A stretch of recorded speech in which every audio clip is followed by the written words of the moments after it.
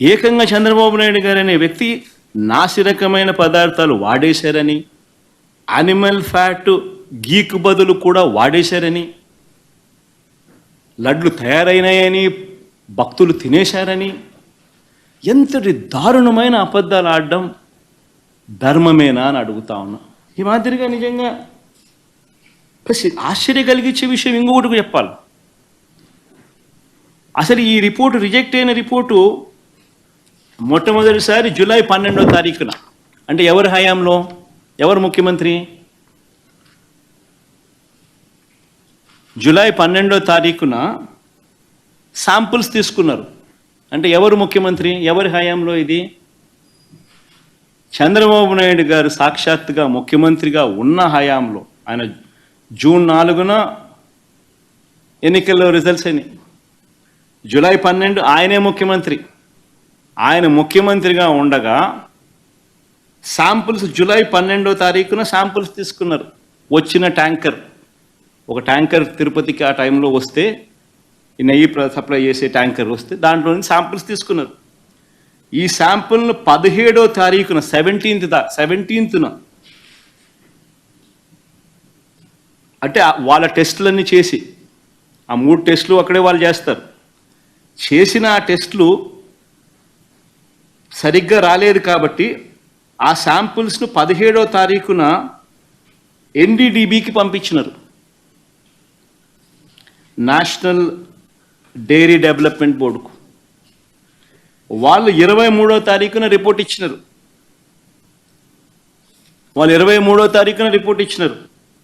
July 23న. అవును, reject అయింది. నేను ఒకటే అడుగుతా ఉన్నా, జూలై 23వ తారీఖు నుంచి 2 నెలలు చంద్రబాబు నాయుడు ఏం చేస్తా ఉన్నాడు? 2 నెలల తర్వాత ఇప్పుడు చంద్రబాబు నాయుడు గారి 100 రోజుల పరిపాలన మీద అడ్వర్టైజ్మెంట్ ఇచ్చినప్పుడు ప్రజలు సూపర్ 6 ఏమైంది, సూపర్ 7 ఏమైంది అని చెప్పి ప్రజలు చంద్రబాబు నాయుడు నిలదీస్తూ ఉన్నప్పుడు టాపిక్ డైవర్ట్ చేసేందుకు జూలై 23వ తారీఖున ఇచ్చిన రిపోర్టును ఇప్పుడు తీసి ఆ రిపోర్టును వక్రభాష్యం చేస్తూ ఆ రిపోర్ట్లో నుంచి ఈ మనిషి నోటికొచ్చినట్టుగా, ఇష్టం వచ్చినట్టుగా అబద్ధాలు ఆడడం మొదలుపెట్టాడు. ధర్మమేనా అని అడుగుతా ఉన్నా. ఇంకొకటి ఆశ్చర్యకరమైన విషయం కూడా చెప్పాలి. ఆశ్చర్యకరమైన రిపోర్ట్ ఏంటంటే, పోనీ రిపోర్ట్ ఏమిటి అని ఒకసారి చూద్దాం. ఇది రిపోర్ట్.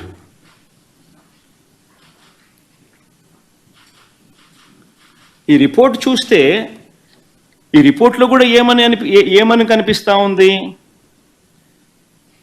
ఇది S value, standard S value ఇవి ఉండాలి. అయితే స్టాండర్డ్ ఎస్ వాల్యూ ఇవి కాకుండా ఇవి ఉన్నాయి, అంటే డీవియేషన్ ఉంది, or falling out of the range.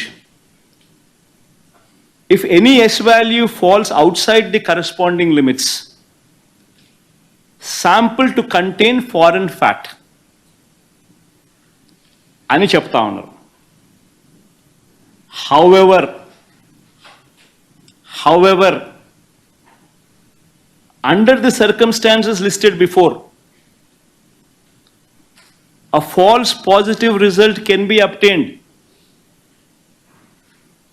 అని కూడా చెప్తా ఉన్నారు. What are those kind of circumstances అని చూస్తే, if the sample is obtained from bovine milk other than cow's milk, if the sample is obtained from cows which received an exceptionally high feeding of pure vegetable oils such as repressed oil, cotton or palm oil, etc. Exception చెప్తా ఉన్నాను. Or if sample is obtained from cows suffering from serious underfeeding, or if the sample is obtained from cheeses, or if the sample is extracted by using the Gerber, Weibull, Berntrop, or Schmidt, Bonsky, Rascal methods. అంటే ఇవి exceptions కూడా ఉంటాయి అని కూడా చెప్తా ఉన్నారు. నేను చెప్పేది ఒకటే చెప్తా ఉన్నా, ఏదైనా కానీ ఒక రోబస్ట్ ప్రక్రియ టీటీడీలో ఉంది అని చెప్పడానికి సంతోషపడాలి, గర్వపడాలి. టీటీడీ అన్న దేవాలయం అన్నది, టీటీడీలో తయారయ్యే లడ్డు అన్నది, స్వామివారికి దగ్గర తయారయ్యే ఈ కార్యక్రమం అనేది ప్రసిద్ధి కాంచిన గొప్ప పరిణామం అని చెప్పాలి. టీటీడీలో ప్రాక్టీస్ చేస్తూ ఉన్న ప్రాక్టీసెస్ ఎంత గొప్పవి అని చెప్పి ఇంకా మనం పొగుడుకోవాలి. కానీ మనమేం చేస్తూ ఉన్నాము, ఒక రోబస్ట్ ప్రక్రియ ఉంటే ప్రతి వెహికల్ను సప్లై చేసే ప్రతి వెహికల్ వాళ్ళ సర్టిఫికేట్ తీసుకొని రావడమే కాకుండా టీటీడీ ఆ ప్రతి వెహికల్లో నుంచి 3 శాంపుల్స్ తీసి ఆ శాంపుల్స్ పాస్ అవుతేనే నీకు లోపలికి పోయేదానికి పర్మిషన్ ఇస్తూ టీటీడీలో లడ్లు తయారు చేయడానికి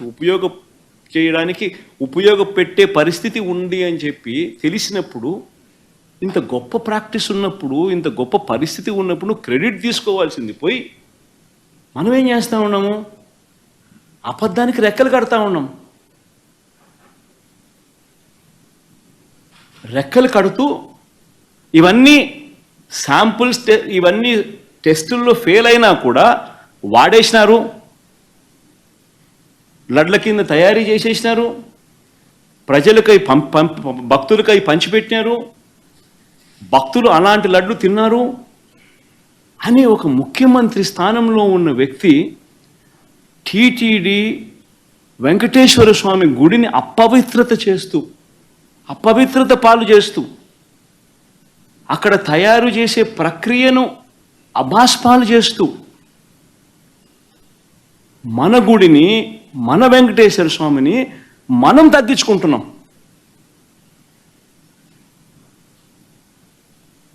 ఇంతకన్నా దారుణమైన పరిస్థితులు ఎప్పుడైనా రాష్ట్ర చరిత్రలో ఎక్కడైనా జరుగుతాయా? ప్రతి ఒక్కరు కూడా దీని గురించి ఆలోచన చేయాలని చెప్పి నేను అడుగుతా ఉన్నా. వీళ్ళు చెప్పే మరో దుష్ప్రచారం, కర్ణాటక మిల్క్ ప్రొడ్యూసర్స్ ఫెడరేషన్ KMFకు ఉద్దేశపూర్వకంగానే ఆ కంపెనీ బ్రాండ్ నందినికి నెయ్యి కాంట్రాక్ట్ ఇవ్వలేదని ఆరోపిస్తున్నారు. ఆశ్చర్యకరమైనది. టెండర్లు పిలుస్తారు, ఎవరైనా పార్టిసిపేట్ చేయొచ్చు.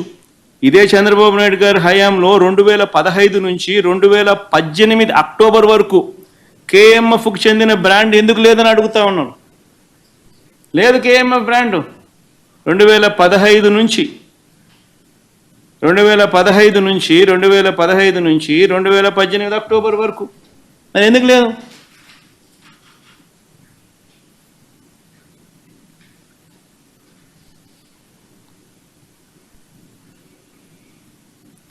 ఇంకొకటి ఆశ్చర్యకరమైన విషయం, national dairy development board report July 23 అంటే 2 months బిఫోర్ రిపోర్ట్ వస్తే ఏ అధికారి వివరణ ఇవ్వకుండానే 2 నెలల తర్వాత టీడీపీ ఆఫీస్లో, తెలుగుదేశం పార్టీ ఆఫీస్లో ఆ రిపోర్ట్ రిలీజ్ చేస్తారండి.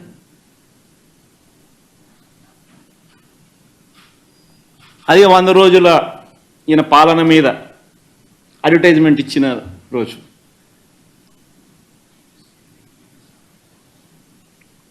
అసలు తిరుపతి తిరుమల దేవస్థానంలో నిజంగా మనం వచ్చిన తర్వాత, వైఎస్ఆర్సీపీ ప్రభుత్వం వచ్చిన తర్వాత ఎన్ని విప్లవాత్మక మార్పులు ఇంకా తీసుకొచ్చాం. అక్కడ ఉన్న ల్యాబ్స్ని ఇంకా మనం స్ట్రెంథెన్ చేసాం. CFTRI central food technology research ఇన్స్టిట్యూట్కు చెందిన వాళ్ళతో అనుసంధానమైనారు టీటీడీ వాళ్ళు. అక్కడ ఇంకా ల్యాబ్స్ను మెరుగుదిద్దినారు. అక్కడ నుంచి సీనియర్ ఉద్యోగులను కూడా రిక్రూట్ కూడా పెట్టుకున్నారు ఇంకా అక్కడ. ప్రతి అడుగులోనూ కూడా టీటీడీ బోర్డు అనేది నిజంగా ఒక విశిష్టమైన బోర్డు. టీటీడీ బోర్డు అన్నది నాకు క్యాబినెట్ కూర్పు చేయడం ఈజీ, టీటీడీ బోర్డు కూర్పు చేయడం ఇంకా కష్టం. నిజంగా అంత కష్టమైన కార్యక్రమం. ఎందుకనంటే టీటీడీ బోర్డుకు రికమెండేషన్స్ ఒక్కరి దగ్గర నుంచి రావు, కేంద్ర మంత్రుల దగ్గర నుంచి చుట్టుపక్కల రాష్ట్రాల ముఖ్యమంత్రుల వరకు, చుట్టుపక్కల రాష్ట్రంలో ఉన్న ప్రతిపక్ష పార్టీలు సైతం టీటీడీ బోర్డు మెంబర్షిప్ కోసం అడుగుతారు, ఫోన్ చేస్తారు, రిక్వెస్ట్ చేస్తారు. అంత కష్టమైన కార్యక్రమం అది. అంటే వాళ్ళ రాష్ట్రాలలో విశిష్టమైన మనుషులు, అంటే కేంద్రం దృష్టిలో కూడా విశిష్టమైన మనుషులు, ఇంపార్టెంట్ పీపుల్, ప్రసిద్ధి కాంచిన మనుషులు, ఇటువంటి వాళ్ళందరూ బోర్డులో సభ్యులు అవుతారు. ఆ బోర్డు కూర్పు చూస్తే అటువంటి విశిష్టమైన వాళ్ళందరూ బోర్డులో సభ్యులు.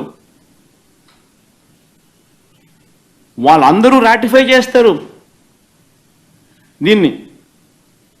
ఈ టెండర్ల ప్రక్రియను రాటిఫై చేసేది board. Government of Andhra Pradesh does not get involved in TTD matters. It's autonomous body. The board takes decisions. ఇటువంటి ప్రసిద్ధిగాంచిన మనుషులు ఉన్న board, they ratify these decisions. It's a beautiful practice. TTD అనేది ఒక బ్యూటిఫుల్ ప్రాక్టీస్, గొప్ప వ్యవస్థ, ఒక గొప్ప ప్రాక్టీస్ అందులో ఉంది. బియాండ్ ఎనీ డౌట్స్, బియాండ్ ట్రాన్స్పరెన్సీకి పెద్దపీట వేస్తూ కేవలం దేవునికి మంచి చేయడం ఎలా అన్న ఒకే ఒక్క మైండ్ సెట్తో పనిచేసే మనుషులు అక్కడ బోర్డు మెంబర్స్గా ఉంటారు. అటువంటి వాళ్ళు చేస్తారు. ఈవెన్ టీటీడీ బోర్డు మెంబర్ గురించి వైవి సుబ్బారెడ్డి గురించి కూడా మాట్లాడాల్సి వస్తే 45 సార్లు ఆయన అయ్యప్ప మాలకు పోయినాడు తెలుసా. 45 సార్లు పైన ఆయన అయ్యప్ప మాల వేసుకున్నాడు ప్రతి సంవత్సరం. అంతకన్నా గొప్ప వ్యక్తి ఎవడన్నా టీటీడీ బోర్డు మెంబర్ కాగలుగుతాడో చెప్పండి.